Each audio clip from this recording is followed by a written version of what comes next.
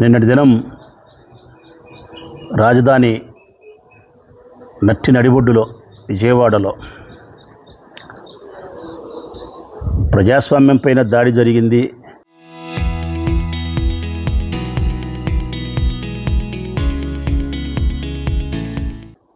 అని అనాలను, లేకపోతే మనసుకు బాధ అనిపించి చెప్తా ఉన్నా. వ్యవసాయంపై దాడి జరిగిందా? రైతు బిడ్డలపై దాడి జరిగిందా? రైతుల జీవితాలపై ఇంత దుర్మార్గమైనటువంటి దాడే? ఈ ప్రభుత్వం బతికి బట్టగట్టేదానికే? ఇది మధ్యలోనే పోయేదానికే? ఈ రాష్ట్రం ఏర్పడినప్పటి నుంచి, ఆంధ్రప్రదేశ్ రాష్ట్రం ఏర్పడినప్పటి నుంచి ఇప్పటి వరకు ఈ రాష్ట్రంలో ఇంత నీచమైనటువంటి, దుర్మార్గమైనటువంటి, అప్రజాస్వామికమైనటువంటి చర్యలు మునుపెన్నడూ ఏ ఒక్కరు చూసిండారు. భ్రష్టు పట్టిపోయింది ప్రజలారా ఈ రాష్ట్రం. అప్పులు, అబద్ధాలు, దౌర్జన్యము, అక్రమ ఆదాయము, పోలీసు వ్యవస్థ నిర్వీర్యము, వ్యవస్థలన్నిటినీ ప్రభావితం చేసే చర్యలు ఇవే జరుగుతున్నాయి ఈ రాష్ట్రంలో.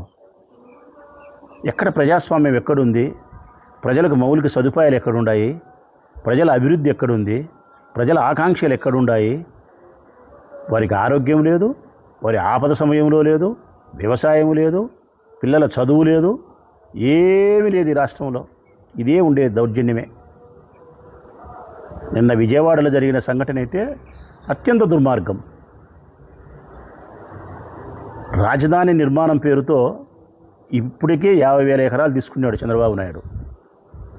సంవత్సరానికి 3 పంటలు పండే భూములను 50,000 ఎకరాలను తీసుకున్నాడు.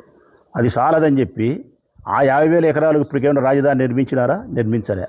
ఆ 50,000 ఎకరాలలో రైతులకు ఇవ్వాల్సిన ఫ్లాట్లు ఏమన్నా ఇచ్చినారా? ఇవ్వలే. ఇప్పుడు మళ్ళీ ఒక 50,000 ఎకరాలు కావాలా అంటే 1,00,000 ఎకరాలలో 2 లక్షల కోట్లతో రాజధాని నిర్మిస్తాడంట. గుట్టికి ఎగరలేనమ్మ స్వర్గానికి ఎగిరిందని చెప్పి ఒక కొత్త పెన్షన్ ఇవ్వలేని నీ ముఖానికి 2 లక్షల కోట్ల రూపాయలతో నువ్వు రాజధాని నిర్మిస్తావు 1,00,000 ఎకరాలలో. మళ్ళీ రైతుల దగ్గర నుంచి దౌర్జన్యకరంగా నువ్వు భూములు లాక్కొని రియల్ ఎస్టేట్ వ్యాపారం చేయడానికో, నీ కులస్తులను, నీ పార్టీ వారిని ఆదాయాన్ని కల్పించి ధనవంతులు చేసే ప్రయత్నం తప్ప మరొక ఆలోచన లేదు నీకు. నిన్న కూడా మళ్ళా నువ్వు భూములు కావాలని అడిగితే ఆ ప్రాంతంలో ఉండే రైతులు, మేము ఇయ్యలేమయ్యా, ఇదివరకు ఇచ్చిన భూములకే మాకు సమాధానం లేదు, ఇప్పుడు ఈ భూములు ఇచ్చే పరిస్థితి లేదు, ఆల్రెడీ ఈ భూములు మేము మా బిడ్డలకు పెళ్ళిళ్ళప్పుడు కట్న కానుకల కింద ఇవ్వడమో లేకపోతే ఇంకొకటో మేము ఇచ్చేదానికి అనుకూలంగా లేవు అని చెప్పి రైతులు మొరబెట్టుకుంటా అంటే కూడా కానే కాదు, నాకు 50,000 ఎకరాల భూమి కావాల్సిందే అని చెప్పి బలవంతంగా రాజధాని నిర్మాణం పేరుతో రైతుల దగ్గర నుంచి బలవంతంగా భూమిని లాక్కుండే ప్రయత్నం చేసినారు. ఈ క్రమంలో వాళ్ళు జగన్మోహన్ రెడ్డి గారిని కలిసినారు. జగన్మోహన్ రెడ్డి గారిని కలిసి ఈ భూములు మేము ఇయ్యలేము, మాకు ఉండబడిన ఇబ్బందులు ఇవ్వని చెప్పి చెప్పుకున్నారు. ఆ తర్వాత వాళ్ళందరూ కలిసి సిఆర్డీఏ రైతుల పరిరక్షణ కమిటీని ఒకటి ఏర్పాటు చేసుకున్నారు. ఆ సిఆర్డీఏ రైతుల పరిరక్షణ కమిటీ వేసుకొని ఆ కమిటీ నాయకత్వంలో వైఎస్ఆర్ కాంగ్రెస్ పార్టీ నాయకులు కావచ్చు, మనసు కలిగిన ప్రతి రైతులను ప్రేమించే ప్రతి మనిషిని ఆహ్వానించారు. అయ్యా రండి, మా భూములలోకి, మాకు జరుగుతున్న అన్యాయాన్ని పరిశీలించండి. మేము భూములు ఇవ్వలేదని చెప్పి ఈ ప్రభుత్వం మా పైన కక్ష సాధింపు చర్యలు చేస్తూ ఉంది. ఇదెంత నీచమో, ఇదెంత దుర్మార్గమో చూడండి ప్రజలారా.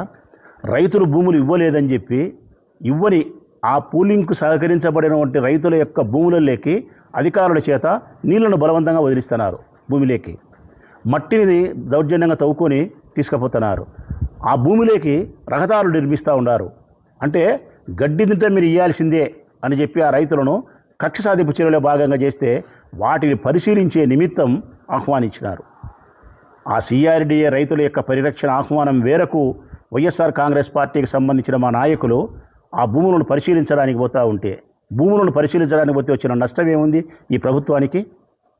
ఇది ముందే తెలుసుకున్నటువంటి లోకేష్ బాబు, చంద్రబాబు నాయుడు వారి యొక్క అల్లరి మూకలకు, రౌడీ మూకలకు చెప్పి వారి యొక్క కార్యక్రమాన్ని అడ్డుతగులుకోండి అని చెప్పి నట్టి నడిబొడ్డులో కొన్ని వందల మంది లోకేష్ బాబు పంపించినటువంటి అల్లరి మూకలు, రౌడీలు అక్కడి చేరుకోవడము, వైఎస్ఆర్ కాంగ్రెస్ పార్టీ నాయకులపైన, వైఎస్ఆర్ కాంగ్రెస్ పార్టీ నాయకులు కాకుండా సిఆర్డీఏకి పరిధిలో సంబంధించినటువంటి రైతుల మీద, అక్కడే డ్యూటీ చేస్తూ ఉండే పోలీసుల మీద, ముగ్గురి మీద కూడా దాడి చేసినారు.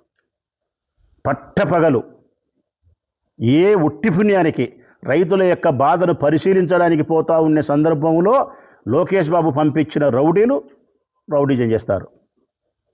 వీళ్ళు రౌడీజం చేసేదానికి కొడుకు పంపిస్తే అబ్బుడు మటుకు తన ప్రైవేటు సైన్యమైనా పోలీసులు పంపిస్తాడు కార్యం చక్కబెట్టడానికి. కారణం, వాళ్ళు రౌడీజం చేస్తారు, ఈ వైఎస్ఆర్ కాంగ్రెస్ పార్టీ వాళ్ళైనా రైతులైనా ముందుకు రాకుండా నిలవరించడానికి, మీరు తప్పుడు కేసులు పెట్టడానికి అని చెప్పి తన ప్రైవేటు సైన్యమైనా పోలీసులు పంపిస్తారు. ఇక పోలీసులు ముందే వ్యవహారం తెలిసినప్పటికి కూడా ఈ కార్యక్రమాన్ని గొడవ చేస్తారని తెలిసినా కూడా దాన్ని నియంత్రించకుండా వారు ప్రభుత్వం చెప్పిన ప్రకారము మా వైఎస్ఆర్ కాంగ్రెస్ పార్టీ సంబంధించిన నాయకుల మీద దౌర్జన్యం చేస్తానే మిన్నకుంటారు, రైతుల మీద దౌర్జన్యం చేస్తానే ప్రేక్షక పాత్ర వహిస్తారు.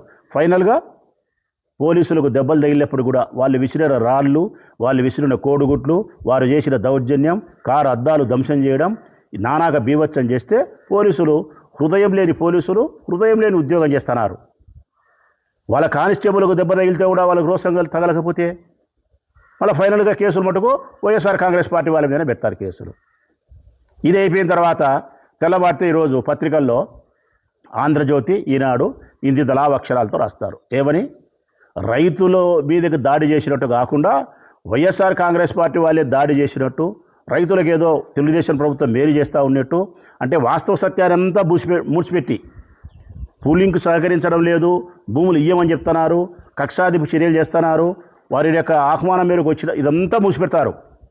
రైతులకు ఏదో చంద్రబాబు నాయుడు ప్రభుత్వం పేరు చేస్తా అంటే వైఎస్ఆర్ కాంగ్రెస్ పార్టీ ఏదో అన్యాయం చేస్తా అన్నట్టు, మేమేదో దౌర్జన్యం చేసినట్టు ఆంధ్రజ్యోతిలో ఇంతలా అక్షరాలతో ఈనాడులో రాస్తారు. ఇది అయిపోయిన తర్వాత చంద్రబాబు నాయుడుకు భజన చేసే మంత్రులు, ఎమ్మెల్యేలు వచ్చి ఇంత నోరు వేసుకొని అబద్ధాన్ని నిజం చేసే ప్రయత్నం చేస్తారు. అది అయిపోయిన తర్వాత సోషల్ మీడియాలలోనూ, టీవీ డిబేట్లలోనూ ప్రచారం చేస్తారు. ఫైనల్గా ఈ రాష్ట్రంలో నిజాన్ని నమ్మేవాళ్ళు, వాస్తవాన్ని నమ్మేవాళ్ళు 40 పైసలు అయితే కనుక వీళ్ళు చూపించినటువంటి అబద్ధాన్ని నమ్మేవాళ్ళు 60 పైసల స్థితికి తీసుకుపోయి పబ్బం గడుపుకుంటున్నాడు చంద్రబాబు నాయుడు. ఇదే జరుగుతున్నది ప్రజలారా. లోకేష్ బాబు ఏమో రౌడీలు పంపిస్తాడు, రౌడీజం చేస్తారు. చంద్రబాబు నాయుడు ఏమో ప్రైవేట్ సైన్యం పోలీసులు పంపిస్తారు, తప్పుడు కేసులు పెడతారు. ఆ తర్వాత పోలీసులు పోయిన తర్వాత ఈ పచ్చపత్రికలు మటుకు అబద్ధాలు రాస్తాయి. పచ్చపత్రికలు అబద్ధాలు రాసినాక నాయకులు ఇంత నోరేసుకొని ప్రకటన చేస్తారు, సోషల్ మీడియాలోనూ డిబేట్లు పెడతారు. ఫైనల్గా అబద్ధాన్ని నిజం చేసే ప్రయత్నం చేసి రాజకీయం చేస్తున్నారు. ఇది జరుగుతూ ఉండేది ప్రజలారా. ఇదే జరుగుతుంది రాష్ట్రంలో. దయచేసి రాష్ట్ర ప్రజలను గమనించమని కోరుతా ఉన్నా నేను.